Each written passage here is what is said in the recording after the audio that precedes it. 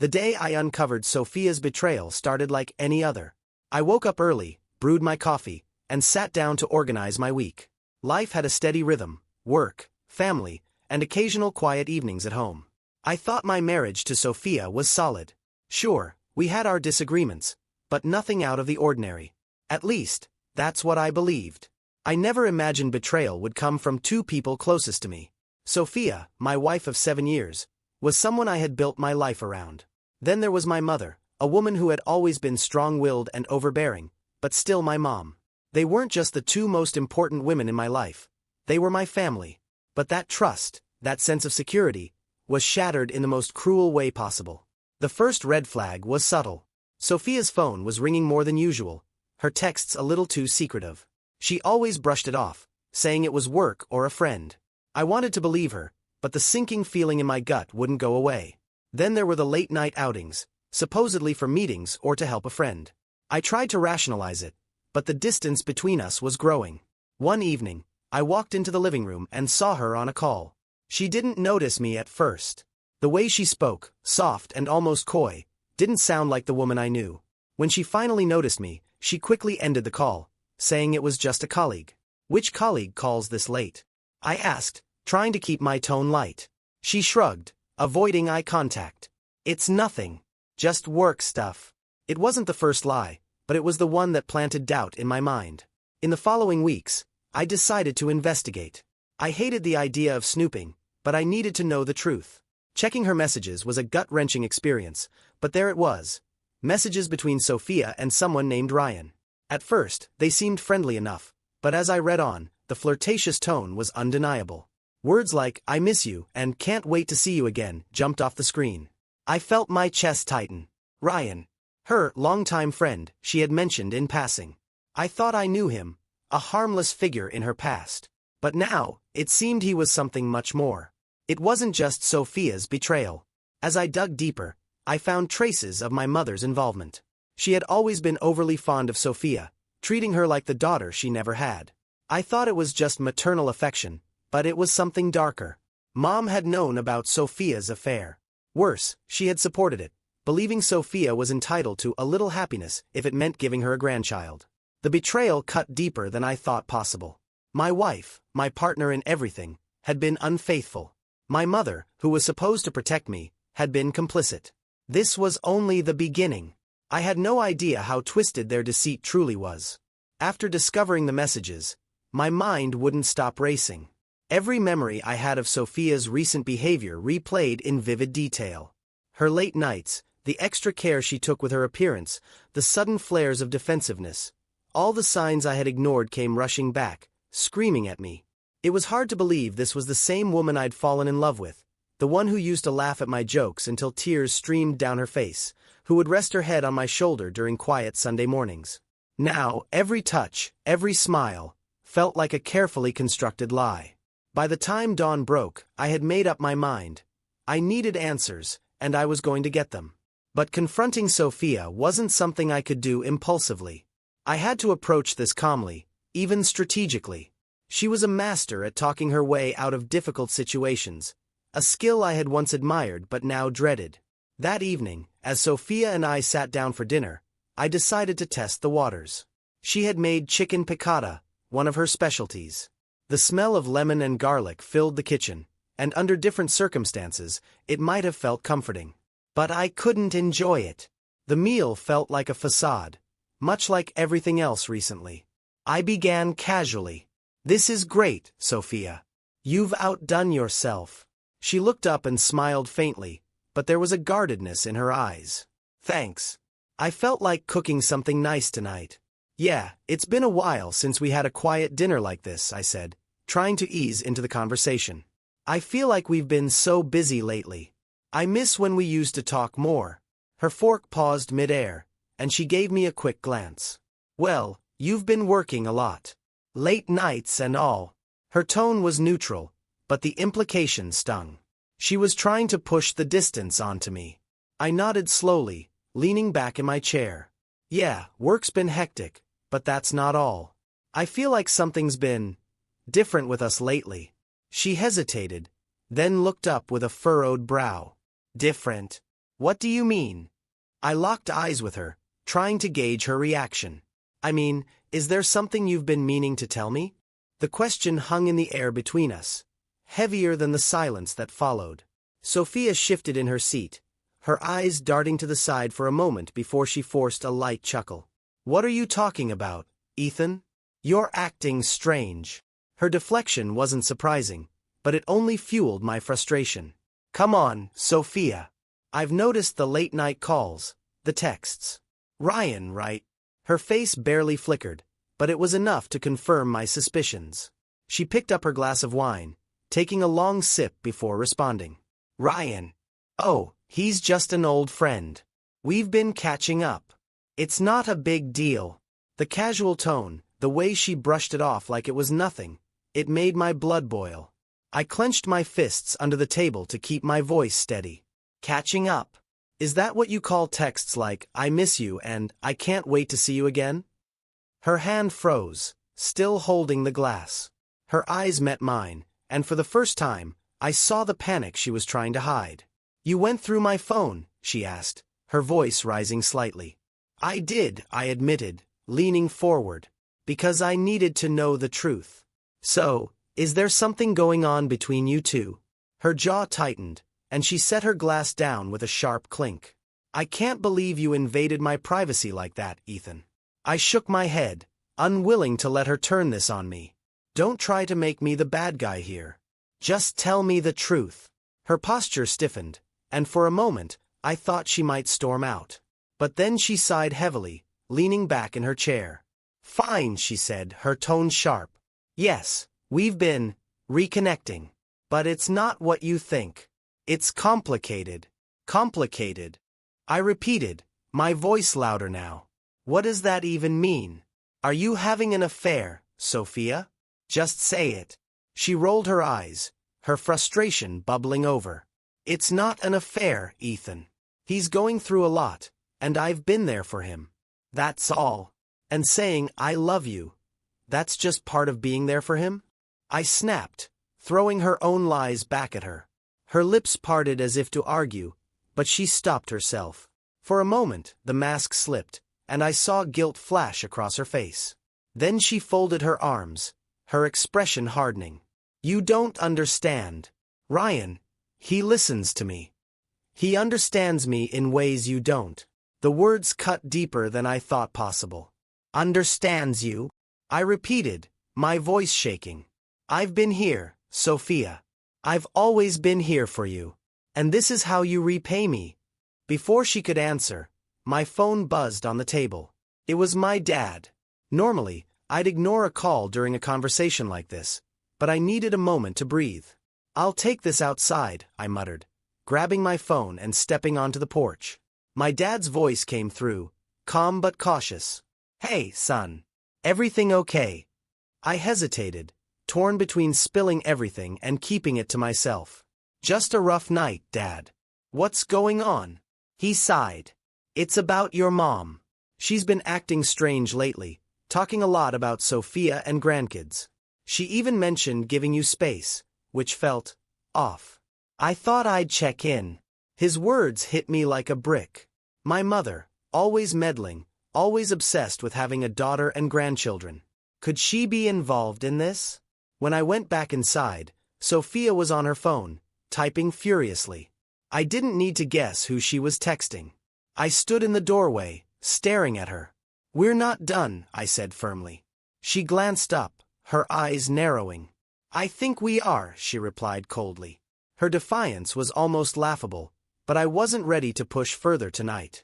The room felt suffocating, and I needed time to process. Sophia went upstairs without another word, leaving me alone in the dimly lit kitchen. My wife was lying. My mother was somehow involved. And Ryan, this shadow from Sophia's past, had inserted himself into my life with no intention of leaving. I didn't know how deep this betrayal ran, but one thing was clear: I was going to find out. The next morning, Sophia acted as if nothing had happened. She hummed to herself while making breakfast, moving around the kitchen with an ease that made me question if I had imagined the confrontation the night before.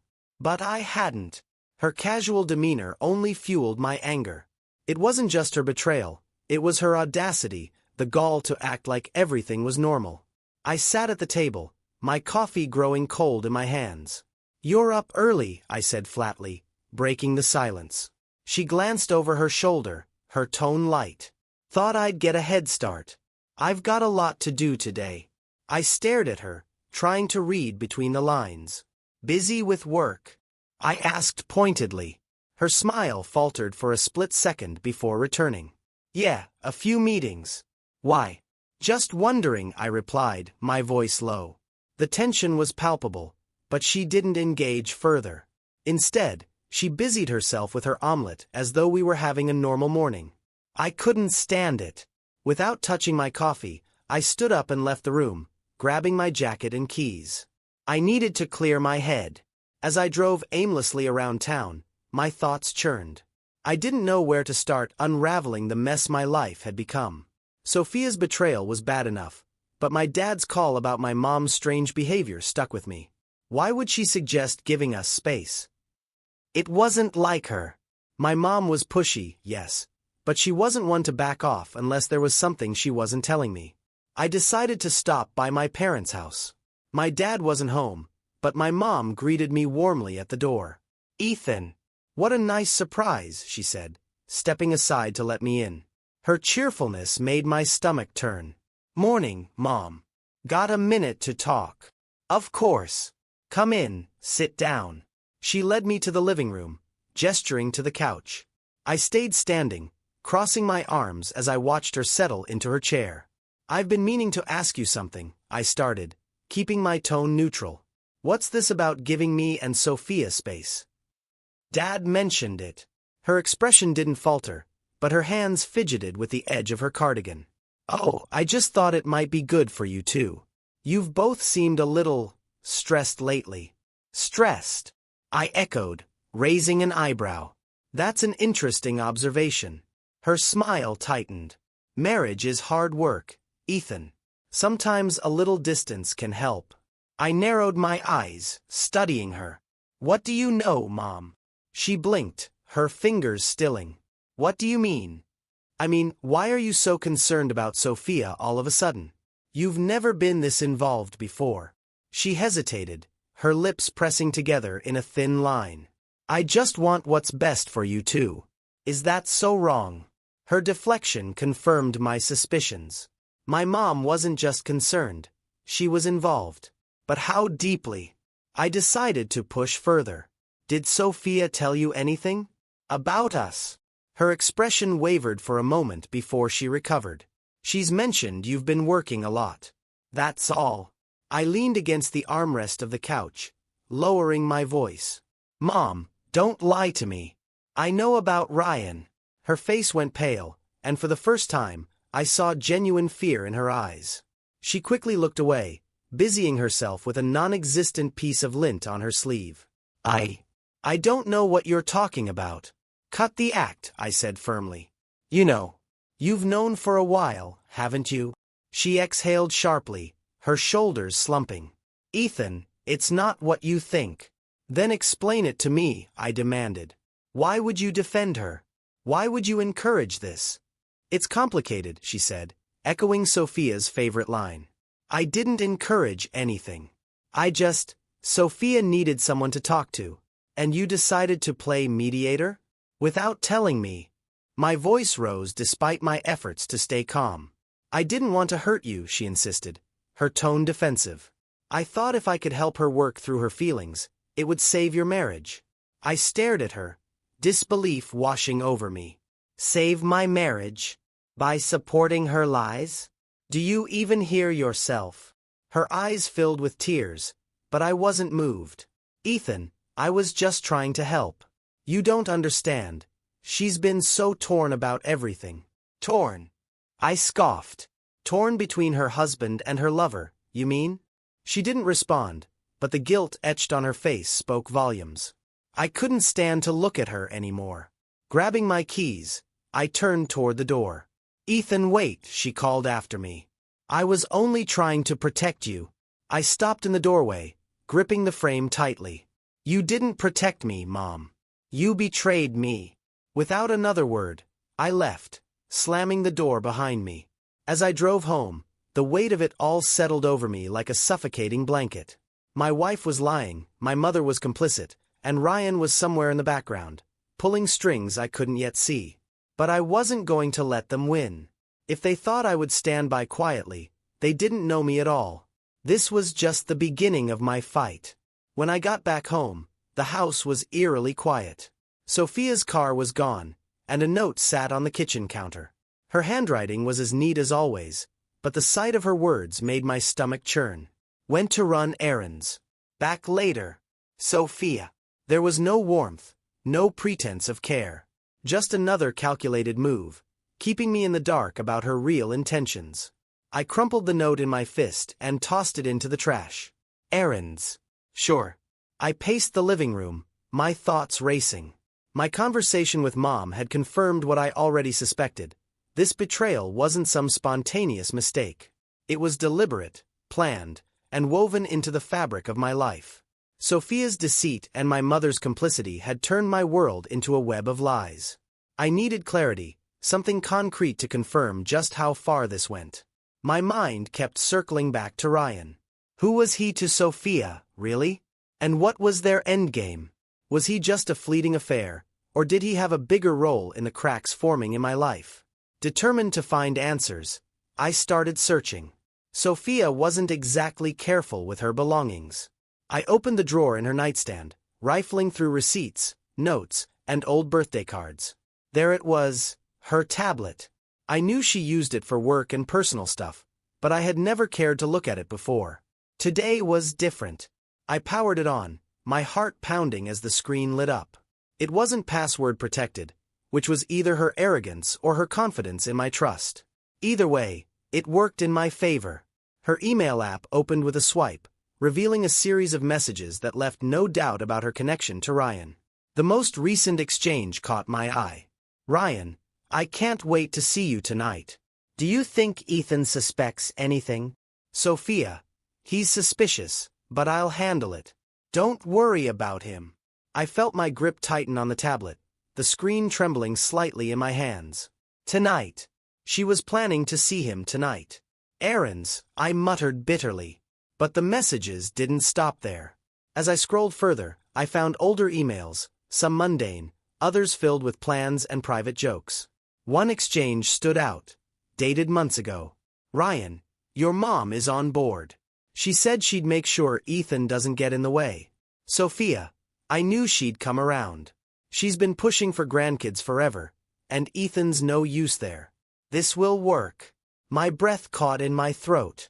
My mother wasn't just aware, she was actively helping them. And Ethan's no use.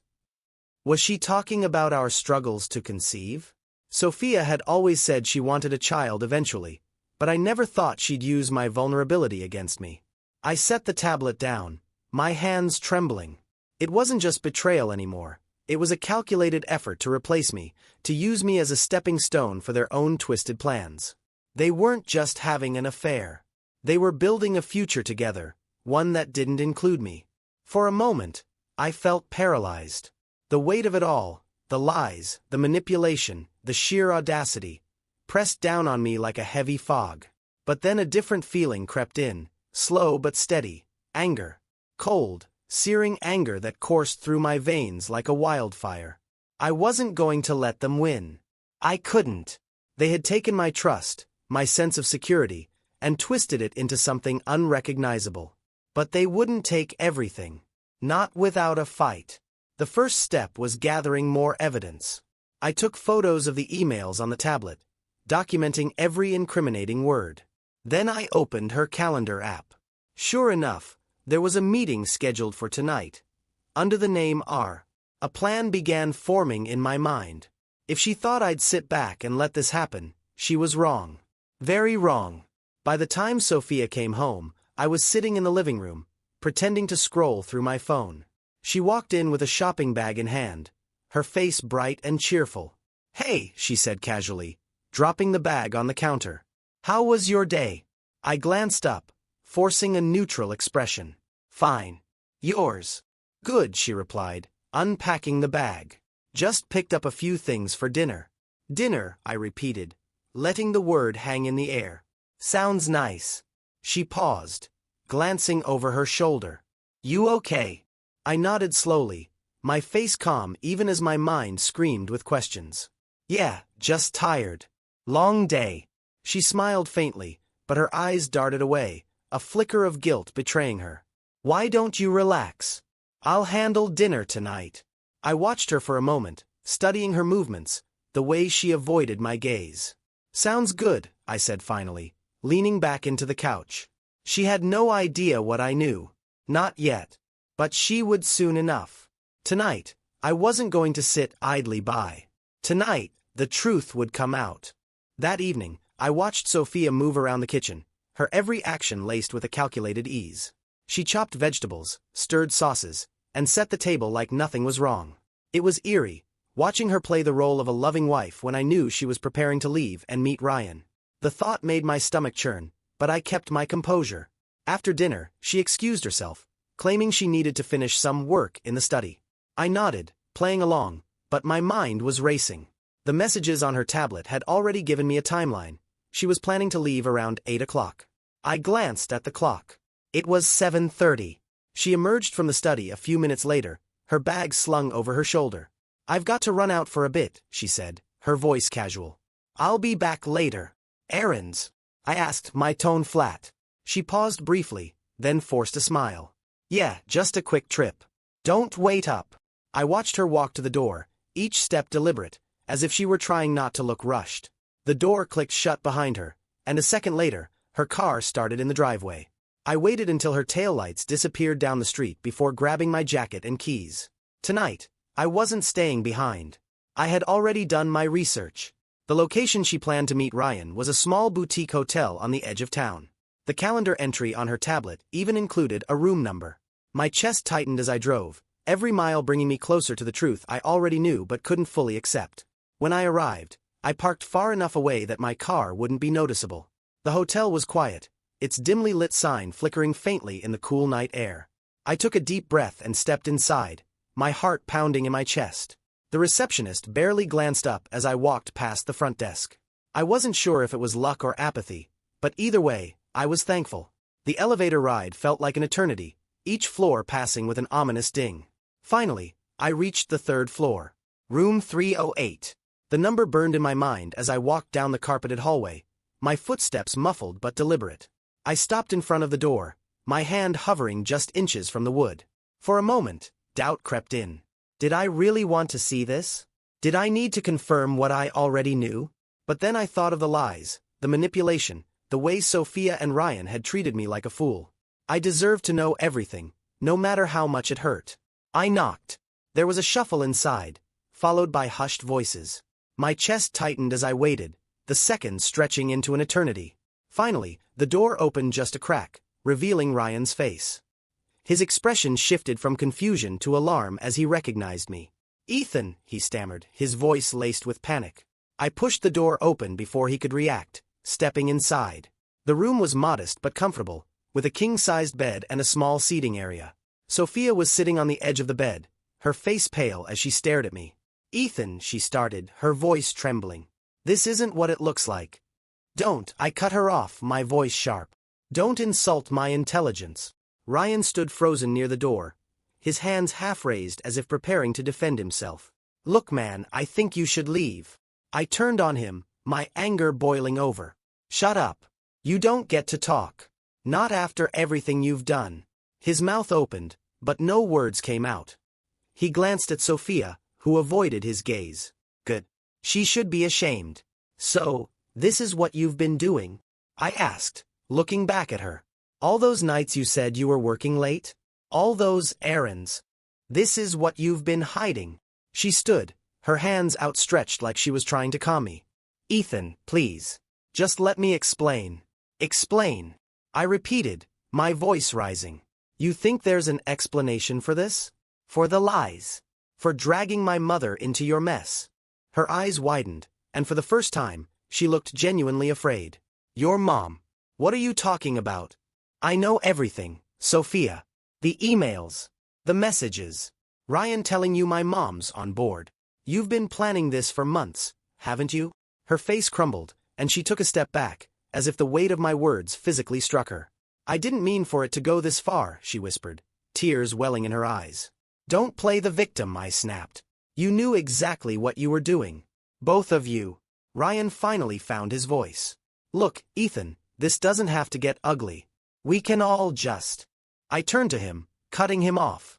"You've already made it ugly. You thought you could use me, steal my wife, and get away with it? You're nothing but a parasite." The room fell silent, the tension thick and suffocating. Sophia sank back onto the bed, burying her face in her hands. Ryan shifted uncomfortably but said nothing. I took a step back, my voice steady but cold. "I'm done with both of you. You can have each other, for all I care. But this isn't over. Not yet." Without waiting for a response, I turned and walked out, slamming the door behind me. The weight in my chest felt heavier than ever, but there was also a spark of clarity. I wasn't just going to walk away from this. I was going to make sure they faced the consequences of their actions. Tonight, the lies had been unmasked. Tomorrow, the reckoning would begin. The drive home was a blur, my mind racing with everything I had just seen and heard. Sophia's tearful excuses, Ryan's pathetic attempt to downplay the situation. It was all etched in my mind like a bad dream. But this was no dream. It was my life, crumbling before me. When I got home, I sat in the dark living room, staring at nothing. The silence was deafening, but I welcomed it. I needed to think. Sophia had made her choice. Ryan had shown his true colors. And my mother? Well, her betrayal still felt surreal. I wasn't sure who I was angrier at. Sophia for her lies, Ryan for his audacity, or my mom for her complicity. But anger wasn't enough. I needed a plan. I spent the next morning gathering more evidence. If Sophia and Ryan thought they could walk away from this unscathed, they were sorely mistaken. The photos of the emails were just the start. I combed through every document, every receipt, every trace of their relationship that I could find. I didn't care how long it took. I wanted the full picture. Sophia was unusually quiet when she came home. She didn't ask where I had been, and I didn't ask where she had gone. We moved around the house like strangers, the air between us thick with unspoken tension. It wasn't until later that afternoon, when I sat her down, that the confrontation resumed. "I want a paternity test," I said bluntly, breaking the silence. Her eyes widened, and she froze. "What?" she whispered, her voice barely audible. "You heard me. I want a paternity test for the baby," I repeated, my tone cold and steady. She shook her head, her hands trembling. "Ethan, why would you even?" "Because I can't trust you," I cut her off, my voice sharp. "Not after everything you've done." Tears welled in her eyes, but I didn't let them sway me. "You lied to me, Sophia. 4 months. You made me believe this marriage meant something, all while sneaking around with Ryan. How do I know this baby is even mine?" Her face crumpled, and she buried her head in her hands. "It's yours, Ethan. I swear."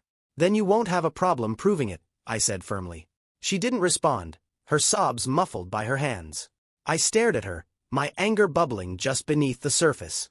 This wasn't the life I had signed up for. This wasn't the woman I thought I knew.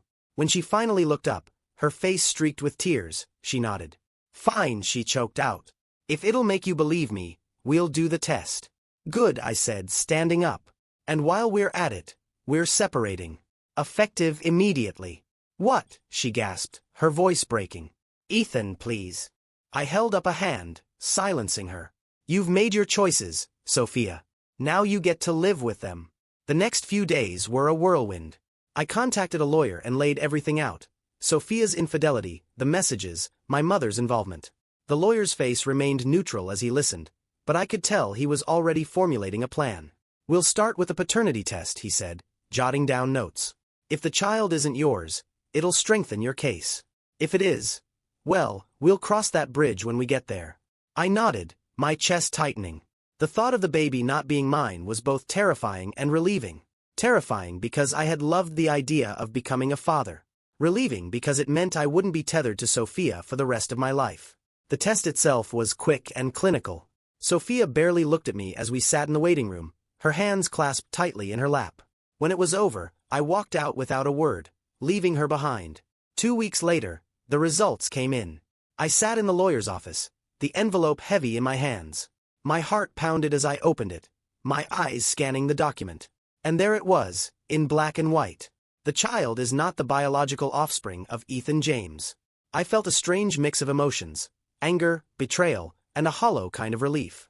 It was definitive proof of Sophia's lies, but it also meant that the child I had envisioned raising wasn't mine. I thought of all the plans I'd made, all the dreams I'd attached to a future that no longer existed. My lawyer's voice broke through my thoughts. "This is significant, Ethan. It changes everything." I nodded, my jaw tightening. "What's our next step?" "We move forward with the divorce," he said simply. "And we make sure she can't take anything more from you."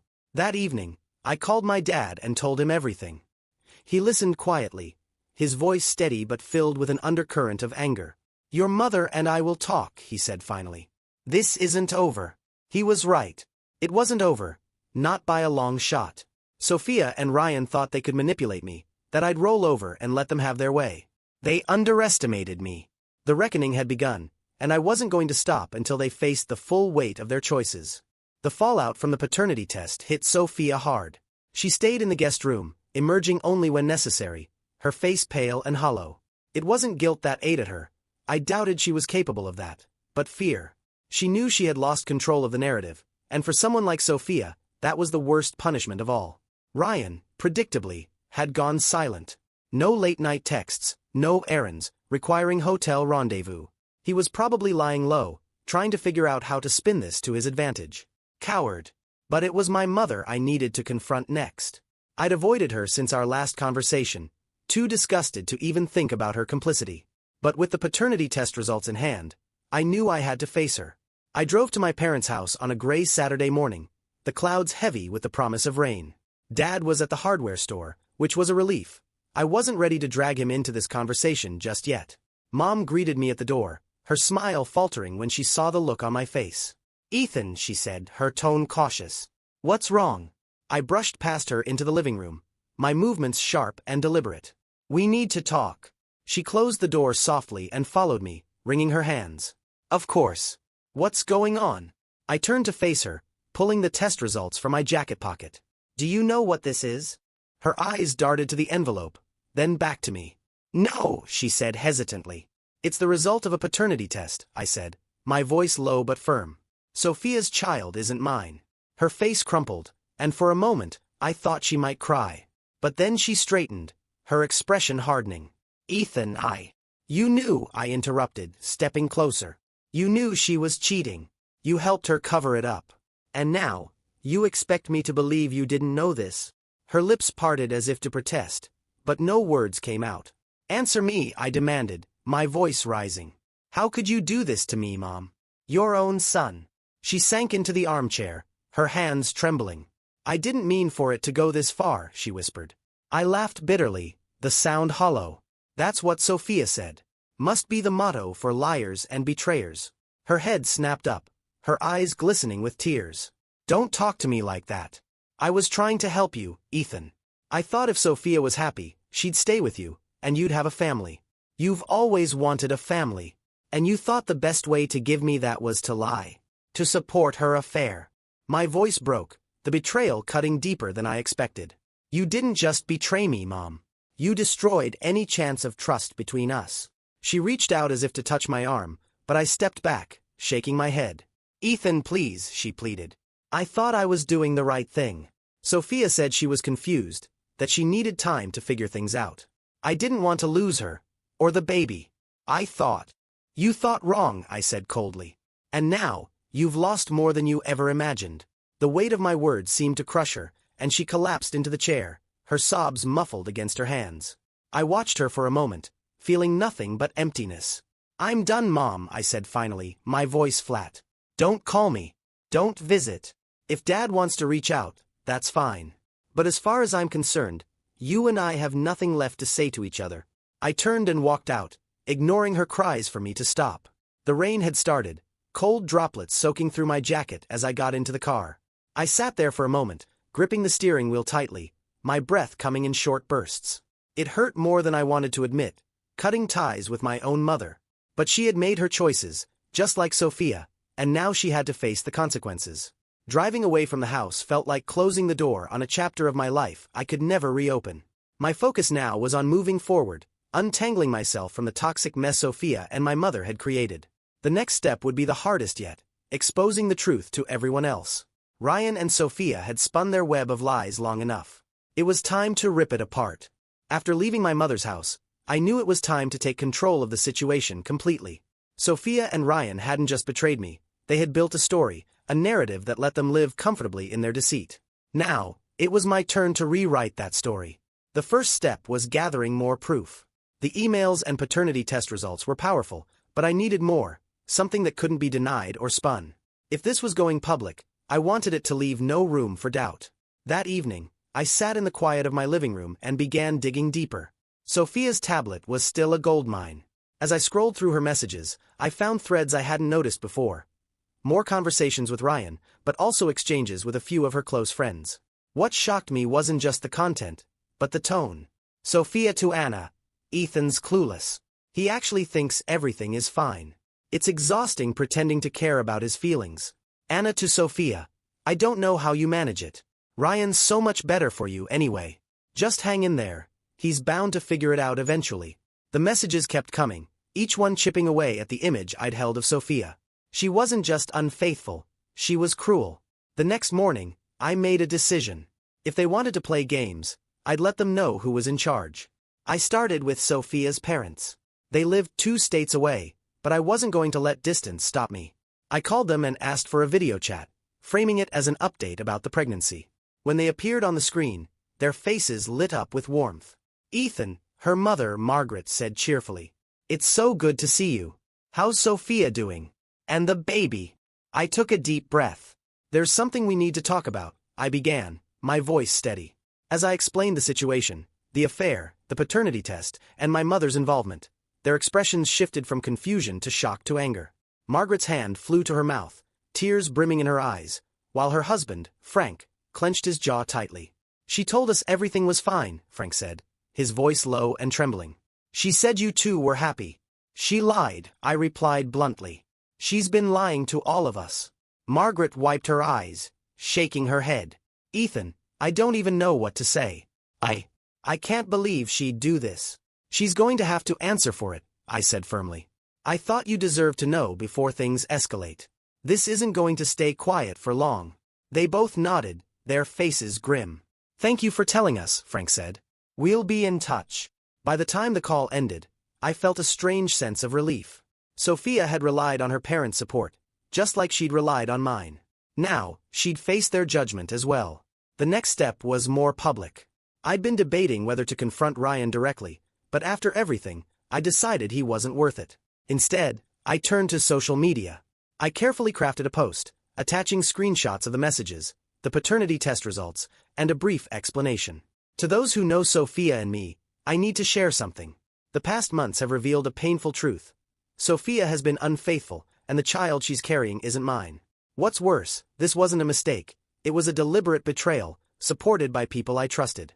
I'm sharing this because I refuse to let their lies define me. The truth deserves to be known. I hesitated before hitting post, my finger hovering over the button. But then I thought about everything they'd taken from me. My trust, my future, my peace of mind. I clicked it. The fallout was immediate. My phone buzzed non-stop as friends, family, and acquaintances reacted. Messages of support poured in, along with shocked responses from people who had known Sophia and Ryan. Sophia, of course, saw it too. She burst into the living room later that evening, her face flushed with anger. "What the hell did you do?" she yelled, holding up her phone. I looked at her calmly. "I told the truth. Something you've been avoiding for months. You've ruined everything," she shouted, tears streaming down her face. "Why would you do this? Why?" I stood, my voice rising to match hers. "Because you've been lying, cheating, and using me. And now the world knows who you really are." She stood there, shaking, but she didn't deny it. She couldn't. The weight of her own actions was finally crashing down around her. As she stormed out, slamming the door behind her, I felt a sense of closure. It wasn't over, not yet, but for the first time, I felt like I had the upper hand. Ryan and Sophia had built their web of lies, but I had torn it apart. Now, all that was left was to watch it unravel completely. The storm hit harder and faster than I expected. Within hours of my post going live, Sophia's and Ryan's lives began unraveling. Mutual friends who had seen the post shared it further, spreading the truth like wildfire. I didn't care how far it reached. I wanted it out there. Every word I wrote was the truth, and if they couldn't live with the consequences of their actions, that was their problem. Sophia's phone calls started almost immediately. I ignored every one of them, letting her voicemails pile up.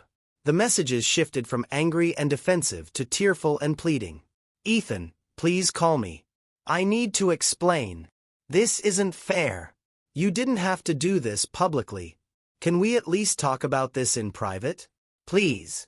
Each message sounded more desperate than the last. I deleted them all without listening to the end. She'd had her chance to come clean. Now, the world knew the truth. Ryan wasn't spared, either. A mutual friend, Derek, called me the next day, his tone incredulous. "Ethan, man, I just saw your post. Are you serious? Ryan was doing this behind your back." "Dead serious," I replied, my voice flat. Derek sighed heavily. He's been bragging about how he's been seeing someone, but he never said it was Sophia. What a scumbag. "Do you want me to say anything to him?" "No," I said. "I've already said everything I need to. Let him deal with the mess he made." And deal with it he did. A few days later, I heard through the grapevine that Ryan's job was in jeopardy. His boss, who had seen the post, wasn't impressed with his behavior and made it clear that personal scandals reflecting poorly on the company wouldn't be tolerated. He had also become the target of scorn from friends and colleagues, many of whom felt betrayed by his deceit. Meanwhile, Sophia's reputation took an even harder hit. Her family, once supportive, turned cold after my conversation with her parents. Her mother called me again, her voice filled with a mix of anger and sorrow. "We had no idea," Margaret said, her words shaking. "Ethan, I'm so sorry for what she's done to you. We raised her better than this." "She made her choices," I replied evenly. "Now she has to live with them." Even Sophia's friends began to distance themselves. Anna, the one who had encouraged Sophia's behavior, tried to defend her at first, but the weight of public opinion was too much.